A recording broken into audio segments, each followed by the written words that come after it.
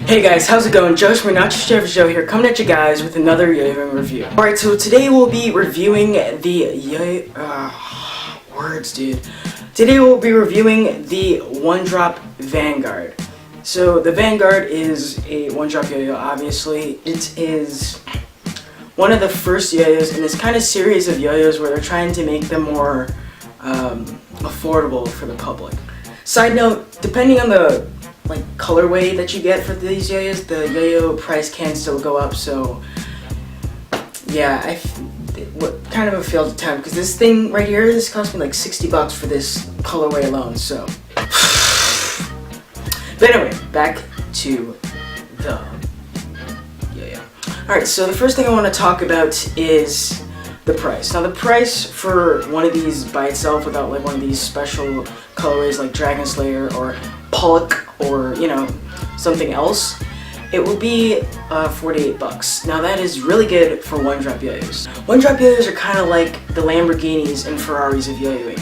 They are the really high price, really expensive, but really intense, high quality competition yo-yos for the market of yo-yos. So their price may be extremely high, but I mean, the kind of stuff that you're getting from them is just so awesome that it doesn't even matter.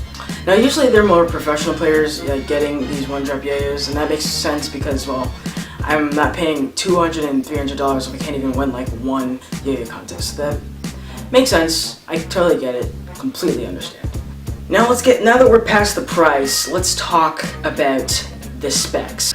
Alright, so the diameter of this yo-yo is 55.9 millimeters. The width is 41.4 millimeters. The gap width is about 4.44 millimeters, and yeah, that also can vary tiny slight bits depending on how much you which type of bearing you use and how much you actually fully screw in the yo-yo, but it should be around that range. The weight is 67.5 grams. Now that is a really light yo-yo. It's not even really that it's light, it's more about how they distributed that 67.5 grams. Now, the way that they did it was a little bit weird, so let's talk about that. Alright, so let's talk about this weight, because this weight is the one thing that I really hate about this yo-yo. This is actually probably the one thing that I'm going to say why I will not recommend this yo-yo to the average buyer. Now, this yo-yo looks like a pretty thin yo-yo, especially from all the pictures on Yo-Yo Expert. But you know, I thought that maybe it was just, you know, it was just the picture. You know, maybe the lighting was off a little bit. Maybe it was just like the way that they angled the picture. Maybe there's, you know, I thought there was something wrong with the picture and not with the yo-yo. Now I'm fine with it being a thin yo-yo. If it's a thin yo-yo, it's a thin yo-yo. It's not gonna stop anything. It's not gonna kill me or anything.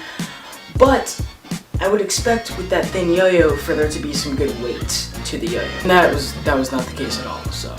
Honestly, at this point, I wish I could have returned yo-yos on Yo-Yo Expert. I would have returned this yo-yo. I can't, but it would have been nice. Honestly, I would trade in 3 Protostars for one of these. I'd give this away for 3 Protostars at this point. Honestly. Or I'd take 2 Kilters over this yo-yo, honestly. That's just my opinion. Now, I will say that this yo-yo isn't actually that bad of a pocket throw. I have brought it around for about 2 weeks just to see how it plays outside. My usual pocket throw is the Yo-Yo Officer Kilter 2, which I did a review on before. Check that out if you want to.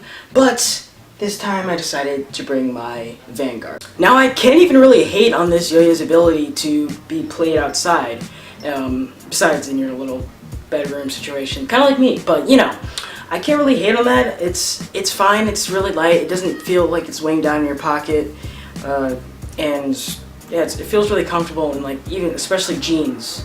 It feels really comfortable. It's not one of those wide yo-yos, kind of like my Kilter 2 and my C3 Design Move, where they're a little bit wider and they kind of hurt your pocket.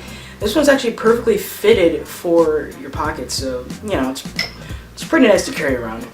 But as I said before, it's kind of light, and I'm not as accurate with my playability when I'm doing it, so I choose not to, especially when I'm playing around other people. And yeah, people, you know, when you see something interesting and you're outside, you tend to stare, and that's cool. And when people tend to start staring and stuff, and they start asking questions, I kind of I'm kind of obligated to put on a little performance for them.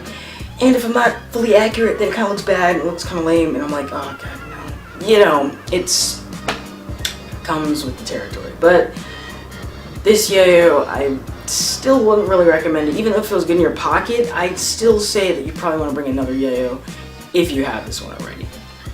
Now, I've been talking about this whole time about how I hate the playability of this yo-yo and how it's so light and so floaty and so fragile. I really hate it. But let's talk about some good factors about this yo-yo. Alright, so I've been talking about basically how light and floaty this yo-yo is. Well, this yo-yo, its light and floatiness actually kind of helps me a little bit. So I like to do a little bit more slack-oriented and really techie tricks in terms of my play style. So this yo-yo actually kind of helps me when I'm learning new and crazier techie tricks. Because this yo-yo is so light, when I'm playing with something like a really intense knot, then I can actually use the floatiness of this yo-yo to really pop out of a lot of my tricks that otherwise would be really hard to pop in and out of. That being said, it is kind of hard for me to actually get into the tricks with the light and floatiness of this. It's not that stable. It still is great when I'm trying to get out of a crazy situation that I made for the first time and I have no idea what I just did. And you know, it's sometimes you need that floaty poppiness to get out of certain situations. Another thing about this yo-yo is that for some reason it's great for injections and rejections and stuff like that. I think it's because of the new flow groove pads that Ondrop has made, but you know, I could be wrong, but I'm guessing that's probably the reason. That being said about the Ondrop flow groove pads, and this is kind of a novelty thing, when I re-silicone all of my yo-yos, I use clear silicone, and I don't know why, it's just kind of a thing I do, I just like the way it looks. And since these yo-yos have these clear pads already, it's kind of cool for me because now when I re-silicone all my yo-yos, I can just buy these flow groove pads and they're already clear for me, so yeah, I mean, it's just kind of my own thing, but still. Well, now that I've ranted and raved about all of the stuff that I hate about these yo-yo, I still think that maybe it's kind of a good yo-yo, but it's only worth it if you get the regular version that is only like $48 because it's just not worth the 60 bucks. That was basically like the whole meaning behind this whole thing. That's about it. It's just not worth the 60. So yeah, I mean, there's lots of other yo-yos that come out, like the Gauntlet, the Top Deck, the Rebirth that came out before this yo-yo. There's a lot of other, like, much lower priced metal yo-yos in Ondrop that are coming out and have come out already.